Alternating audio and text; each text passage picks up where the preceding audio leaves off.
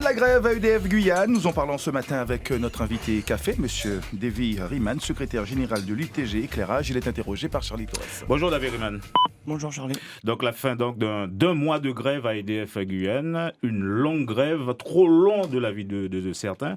Est-ce que vous étiez préparé à un mouvement aussi ardu, aussi long?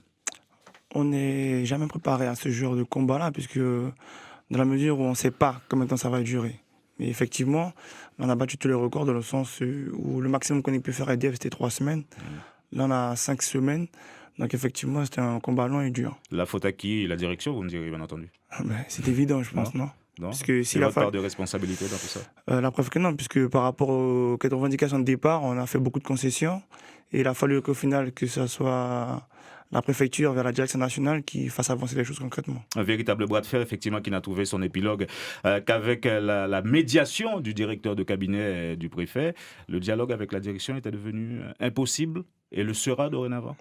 Oui, non, c'est devenu impossible et sera très, très, très compliqué. Donc, on ne sait pas comment ça va se passer, mais d'ores et déjà, c'est quasiment plus possible. Il y a des choses qui ont été trop loin. Il n'est pas possible qu'on puisse accepter que des personnes veuillent nous mettre des chaînes aux pieds à l'heure où nous parlons. Des chaînes aux pieds? Oui, carrément, des chaînes aux pieds. À partir du moment où vous demandez à des salariés de renoncer à leurs droits les plus fondamentaux de se défendre, c'est que vous voulez leur mettre des chaînes aux pieds. Qu'avez-vous obtenu précisément, Davy Riemann? On a obtenu des recrutements de façon immédiate. Donc, on en avait demandé 10, on en a 8. On a le plan pluriannuel sur l'emploi que nous devons élaborer pour 2016-2018. On a validé le 1 pour 1, donc un départ à la retraite, une embauche. On a validé des moyens en effectifs supplémentaires pour le comité de l'intérieur. Finalement, vous aviez dû faire des concessions, quelque part. Oui, notamment sur la question de l'emploi. Sur le temps. Sur le temps, on demandait un certain nombre tout de suite. Donc là, on a reculé, on a dit, bon, il nous propose de le faire sur 3 ans. On a accepté, dans le sens où on va mettre en priorité le personnel, là, il y en a besoin, au service commun de l'intérieur et au réseau. Véronique Betts. Alors, vous dites on a eu 8 emplois tout de suite, vous en vouliez 10, le reste sur plusieurs années. La direction, il y a 3 ou 4 semaines, en proposait 4 tout de suite. On peut se demander, est-ce que ça, pour 4 emplois, est-ce que ça valait le coup d'avoir 4 semaines de grève aussi dure? Écoutez, nous avons le personnel aujourd'hui à plusieurs niveaux qui font du personnel pour plusieurs. Un salarié fait 2 fois le travail de 2 ou 3. Oui, mais au final, vous n'avez gagné que 4 emplois. Oui, mais c'est 4 emplois qui vont changer beaucoup de choses en matière de conditions de travail, des heures supplémentaires. Donc ça va peut-être du 109, du repos pour certains, puisque je rappelle que la direction n'applique pas la loi en matière du repos quand on a dépassé le contingent annuel des heures supplémentaires. Donc il y en a qui sont à 600, 700 heures. Ça va permettre de souffler 1 mois, 2 mois, 3 mois même pour certains. Et donc, justement, il faut qu'on pense au personnel qui travaille non-stop. Et ça, c'est plus possible. Fabrice Craig.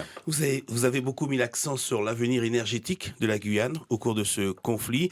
On sait que ça va se régler politiquement, cette affaire-là. Alors, dans ce conflit, qu'avez-vous gagné à ce niveau? Eh bien, d'ores et déjà, on peut vous annoncer que la préfecture a annoncé que le mode de gouvernance allait être modifié très très rapidement et que les travaux pour reprendre ce document-là vont être mis en place assez rapidement aussi. Le mode de gouvernance de quoi, précisément? De l'élaboration de ce document. Aujourd'hui, il n'y avait que l'État et la région. Maintenant, grâce à notre action, les forces vives, donc les syndicats, les socioprofessionnels, les maires des certaines communes pourront intégrer à ce débat-là qui est public, je le rappelle, dans le sens où l'énergie, c'est l'affaire de tous.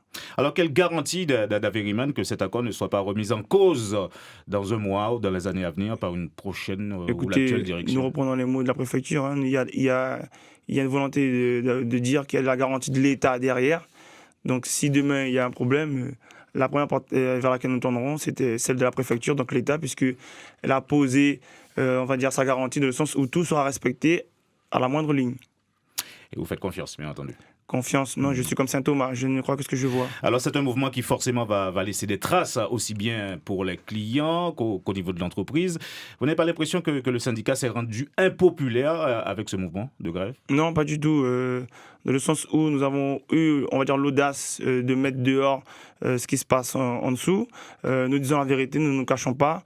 Après, certaines personnes peuvent, on va dire, reprocher peut-être la méthodologie qui est la nôtre parce que nous sommes un syndicat de lutte.